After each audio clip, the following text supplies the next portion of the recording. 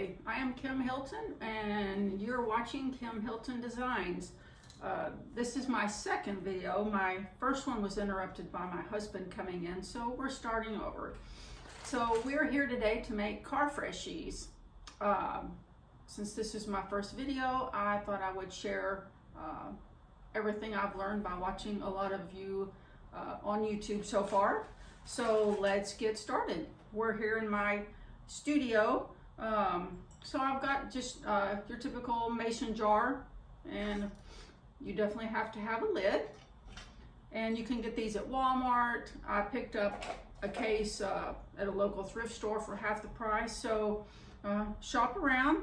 And the way I like to make them is in 4-ounce batches, because I do 4 ounces of aroma beads, and the ones I like to use are from Lone Star Candle Company.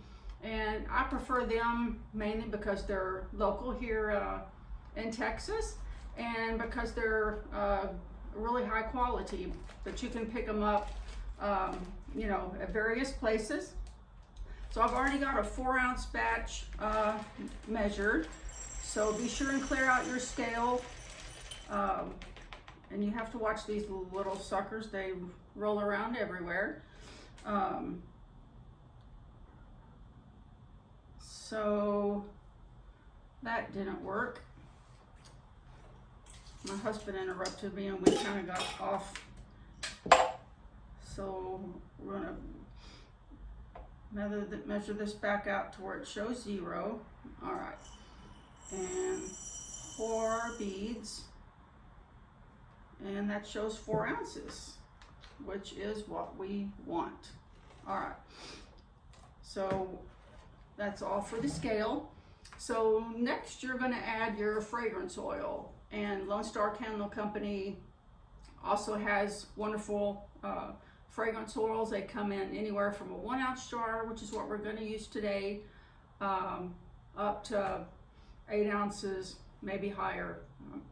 But you can go to Hobby Lobby, Michael's, there's a lot of other companies. Buyitandshipit.com has great ones as well. I've got some of those actually hoping to come in the mail tomorrow. But for this video, we're going to use Lone Star Blueberry Cobbler. I have not tried this one before, and I use a 4-ounce worth of aroma beads to 1 ounce of fragrance oil, and it is a beautiful process. You just empty it in there, and I do save these bottles for when I have my shows. People want to know what they smell like, then they can smell it in the bottle when it's still pure, because I vacuum seal these, so I want to keep them fresh, so they may not be available. So I do keep all my bottles, and then I'll display them at the show. And next we're going to put our lid on, and we are going to shake. And you have to use a glass jar, because your beads, as long as they're sticking to your jar, I'll show you this in a minute, that means that they're not ready. So you wouldn't get this effect with plastic or anything else. So we just shake them up and see how they're kind of sticking to the jar.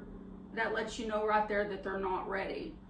And throughout the day, you know, leave them here on your counter, and then just come by, shake them periodically, because the more you shake them, the more it mixes them, gets the juices, fragrance oils, if you will, all mixed together. So that's what we do. And I have all these here that I did 3 days ago, and not all of them are done, but you can see how the oil will puddle on the bottom. And you know, just come by, you know, shake them, work those muscles, you know.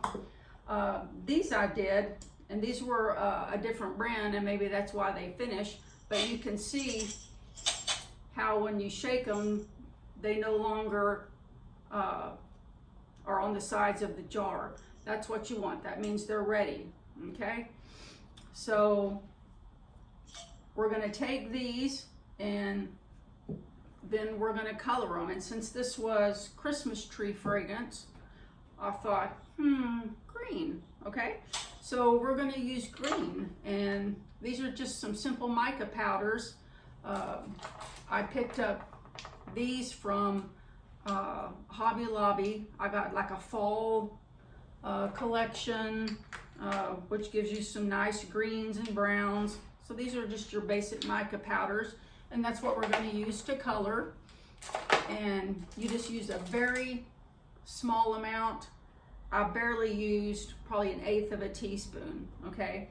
We put it in there, we shake it up really good, and then it gives you this awesome green color, okay?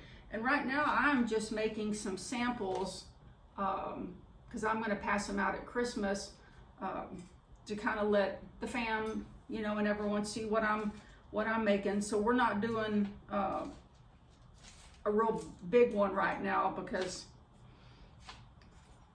this is just what we're doing, so I can pass them out to friends and let them know what I'm making. But this would be like the normal size cookie cutter, and Lone Star also has some great cookie cutters, so you can get hearts. I love the Texas butterfly. I've got some cactus coming, a boot, a palm tree. This is a hat from Lone Star Candle Company. They're $2, can't go wrong, okay? So what we're gonna do is take our aroma beads, and you wanna fill them till they're about 3/4 of the way full. And you do want to put a nail in these, so you will have a hole for the string.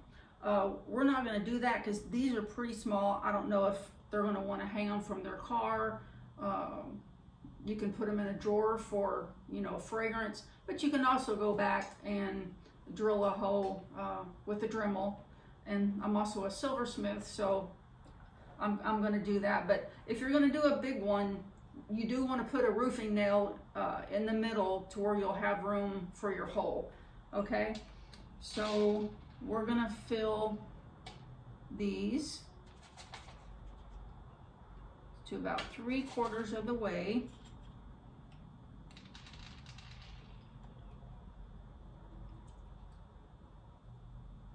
And kind of press them down. I've already got my oven preheated. The oven is back in the house, so we'll try my skills at cutting and pasting or editing the video, and maybe we'll see how that one does. And you have to be careful with these little things because they do go everywhere.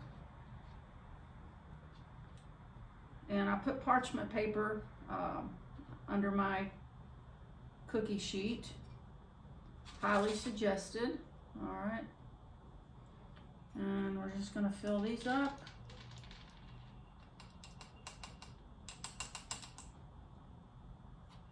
And this is Christmas tree flavor. I think I did say that. Smells really good. And I've seen where some people they will go ahead and color a whole jar at one time, which is fine, but I like to color them as I go because someone may not want a green Christmas tree, some may want a red Christmas tree, so that way you're not stuck with a whole jar of one color. Lone Star did suggest to put if you're going to do color and oil at the same time, to put the oil in first and let it process, and then go back when it's dry and add your coloring, okay? Which is what I did. So we still have some Christmas tree left for later, and this way it's not all reserved for this batch. And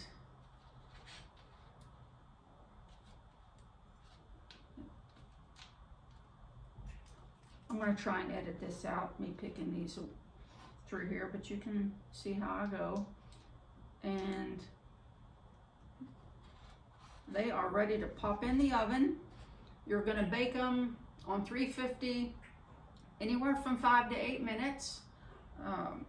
And then you're gonna wanna let the molds sit for about 10 to 15 minutes. Some people say demold them when they're warm. We're gonna try and let them sit for 10 or 15 minutes, and then we're gonna come back. So stand by and I'll let you know what we've got. Bye-bye.